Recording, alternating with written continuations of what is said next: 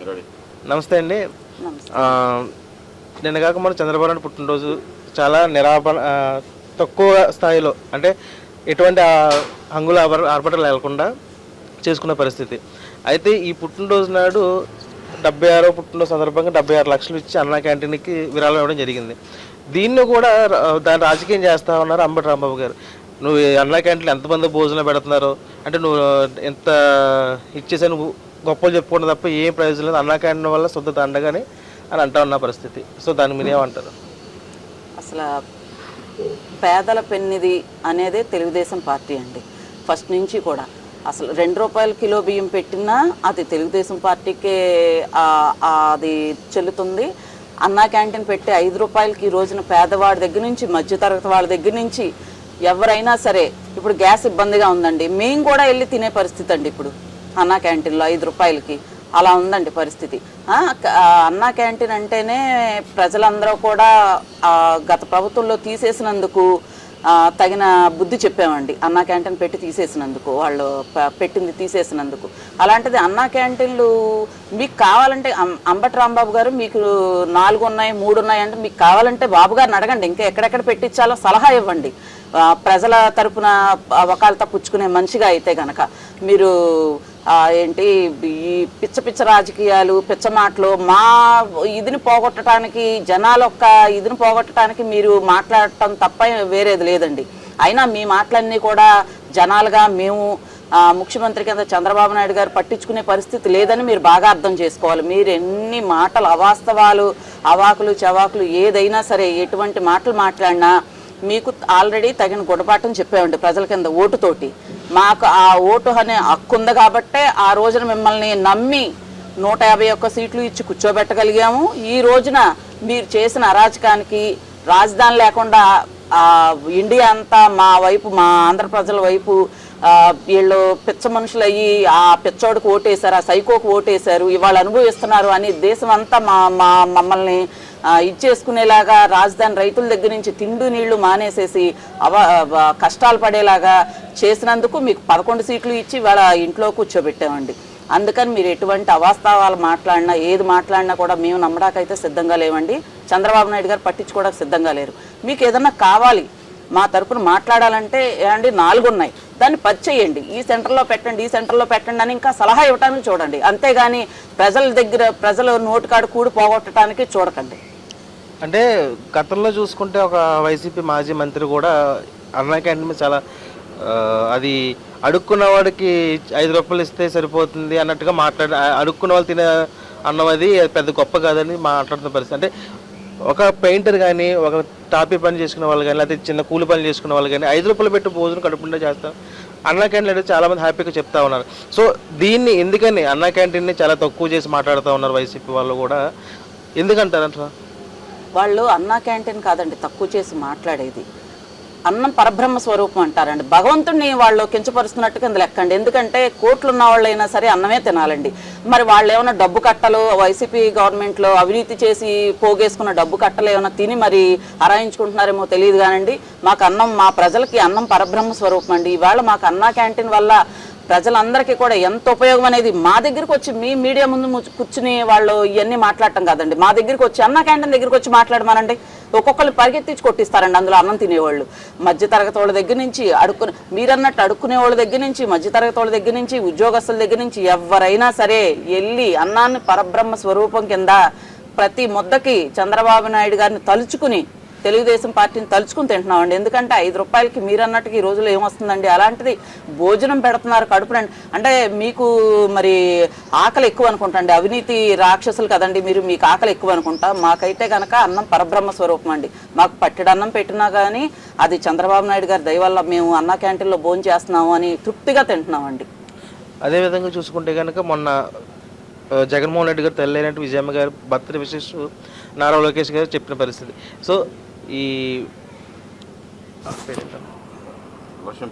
లక్ష్మీపార్వతి గారు మన మీడియా ముందుకు వచ్చి, నేను నీకు అమ్మమ్మని అవుతాను, కనీసం నాకు ఎప్పుడైనా పుట్టినరోజు శుభాకాంక్షలు చెప్పావా, అమ్మమ్మ ఎలా ఉన్నాను ఎప్పుడైనా పలకరించావా, నువ్వు ఈ పార్టీకి జగన్మోహన్ రెడ్డి తల్లికి నువ్వు విషయం చెప్తావు ఏంటి అది అని వాళ్ళు మాట్లాడుతూ ఉన్న పరిస్థితి. దాన్ని ఏమంటారు? లక్ష్మీ పార్వతి గారు సాటి మహిళ కింద మీకు ఎన్నిసార్లు రాష్ట్రంలో ఉన్న ప్రతి ఆడపిల్ల చెప్పినా సరే మీకు ఇంత వయసు వచ్చినా సరే మరి మీరు ఎందుకు అంత అలాగా మీ అమ్మమ్మ అంటున్నారండి మీరు, మరి మనవడ మీకు గుర్తురాడండి? అంటే ఆయనకు అమ్మమ్మ వరుస అని మీరు అంటున్నారు, మరి మీకు మనవడ వరుస కాదంటారు ఆయన? మరి మీరు సొంత పార్టీని అయితే చంద్రబాబు నాయుడు గారు మీకు అల్లుడు వరుసే కదండి. మీరు మనవడ వరుస అయినప్పుడు చంద్రబాబు నాయుడు గారు అల్లుడే అవుతారు కదా. మరి అల్లుడు పార్టీని మీరు అనుకునే పార్టీని వదిలిపెట్టి మనవన్ని వదిలిపెట్టి మీరు ఎందుకండి బయట వాళ్ళ ఎక్స్ పార్టీ వాళ్ళకి ప్రజలందరూ ఇన్ని కోట్ల మంది ప్రజలు సైకోపాలను అనుభవించి ఇంత కష్టపడి రాజధాని రైతులు కష్టపడ్డప్పుడు మీకు గుర్తురాలేదండి? రాష్ట్ర ప్రజల కష్టాలు మీకు గుర్తురాలేదా? మీకు విషెస్ చెప్పినందుకే మీకు మీ మనవడు అంతిదైనప్పుడు మరి మనవడు కింద మీకు గుర్తొచ్చి మీరు ఎంత సపోర్ట్ ఇవ్వాలండి రాష్ట్రానికి?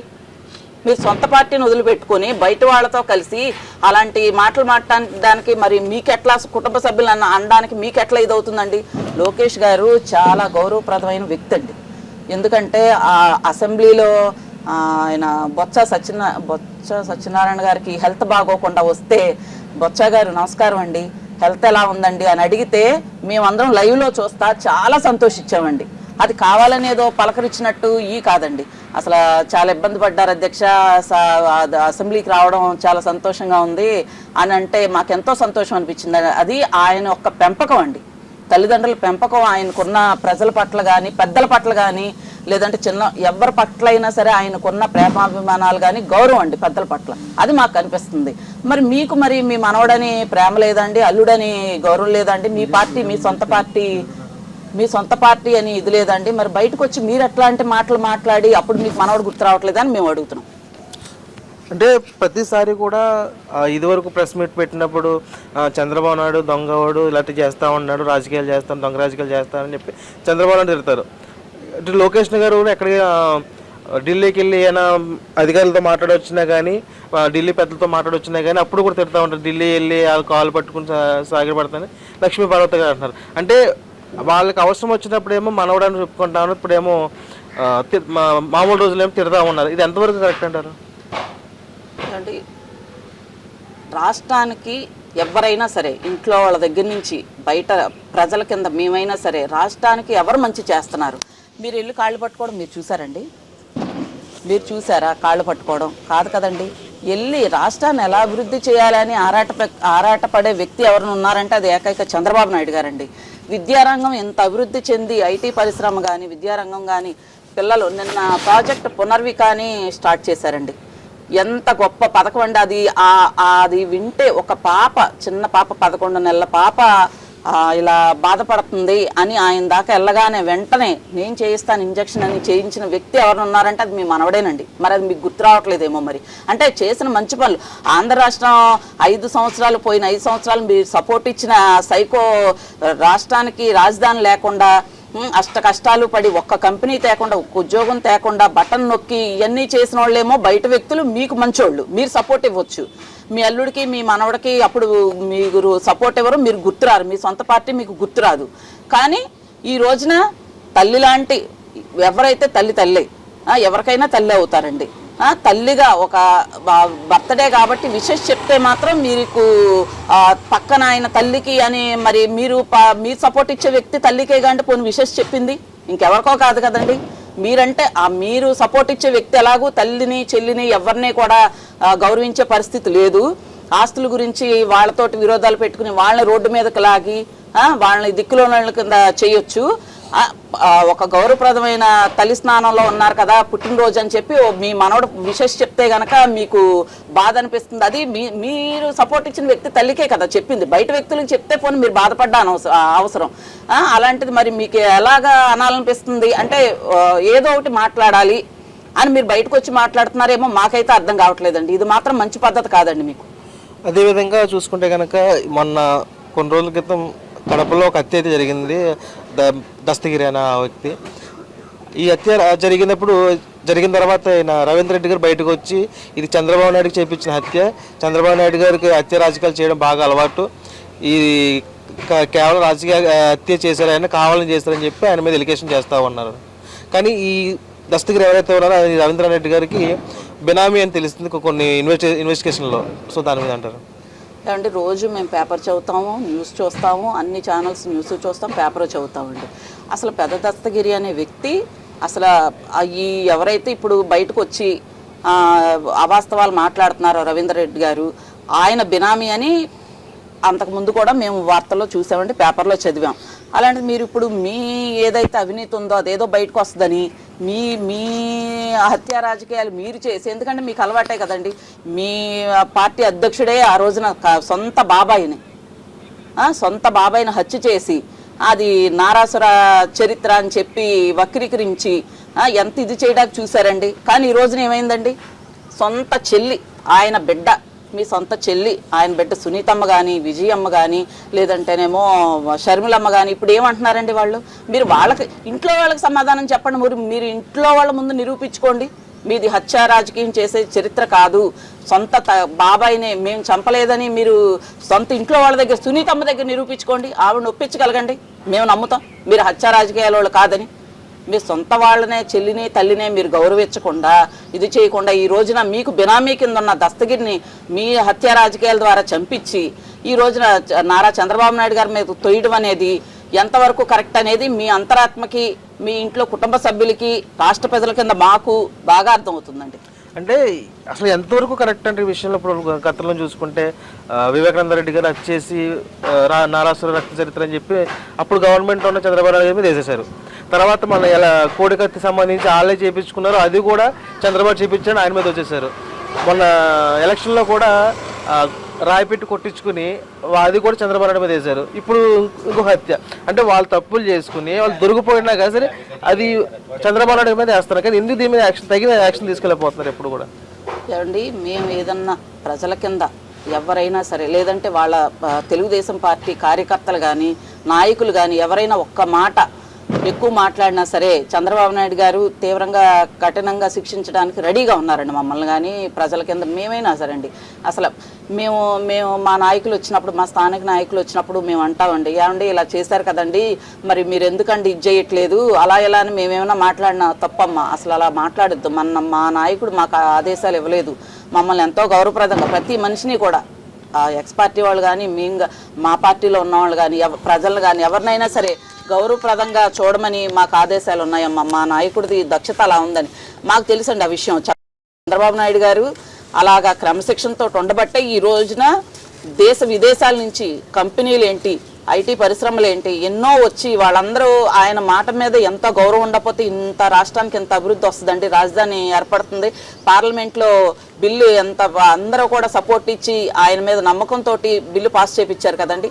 అంటే అంత గౌరవప్రదమైన పార్టీ వాళ్ళదండి. ఇంత దుష్ట చతుష్టయం అంటారు చూసారండి, అదంతా కూడా వైసీపీలోనే ఉందండి.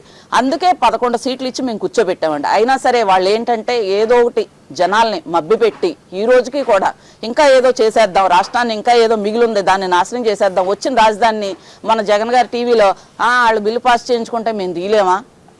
ఏంటండి మీరు తీసేది? మీ ఇంట్లో సమస్య కాదండి, ఇది మా భవిష్యత్తు, మా పిల్లల భవిష్యత్తు అండి. రాజధాని అంటే రాష్ట్రం అభివృద్ధి అంటే మా పిల్లల భవిష్యత్తు నాశనం చేయడానికి మీరు కంకణం కట్టుకుని కూర్చున్నారండి జగన్మోహన్ రెడ్డి గారు అని నేను అడుగుతున్నానండి. ఎందుకంటే ఇప్పుడు రాజధాని రావడం వల్ల చంద్రబాబు నాయుడు గారికి ఒక్క ఫ్యామిలీకో, లేదంటే నా ఒక్క ఫ్యామిలీకి ఉపయోగం కాదండి, లేదా మీ ఒక్క ఫ్యామిలీకి ఉపయోగం కాదండి, రాష్ట్ర ప్రజలందరికీ ఉపయోగమైన ఇది. ఎందుకంటే చాలా కంపెనీలు వస్తాయి, పిల్లలకు ఉద్యోగాలు వస్తాయి, రాష్ట్రం అంతా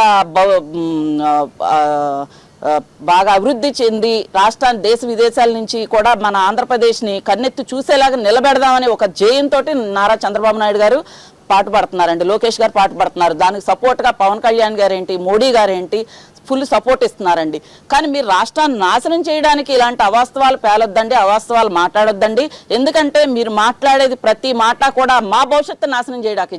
చంద్రబాబు నాయుడు గారికి ఏమవ్వదండి, మా భవిష్యత్తు నాశనం అయిపోద్దండి మీరు మాట్లాడే ప్రతి మాట, మీరు చేసే ప్రతి పని కూడాను. అందుకని మీరు దయించి మీరు ప్రతిపక్ష హోదా అడిగారు దేనికండి? ప్రతిపక్షం అంటే అసలు అర్థం తెలుసా అండి మీకు? ప్రతిపక్షం అంటే జనాల పట్ల పోరాడి అధికారంలో ఉన్న పార్టీ ఏదన్నా చెయ్యకపోతే గనక ప్రతిపక్ష పార్టీ కింద మా తరపున మాట్లాడి మాకు అన్ని సాధించి పెట్టగలిగేది ప్రతిపక్ష పార్టీ అండి. కానీ మీరు ఏం చేస్తున్నారు? వాళ్ళు చేసిన మంచిని మాకు రాకుండా మా భవిష్యత్తు నాశనం అయిపోయేలాగా మీరు మాకు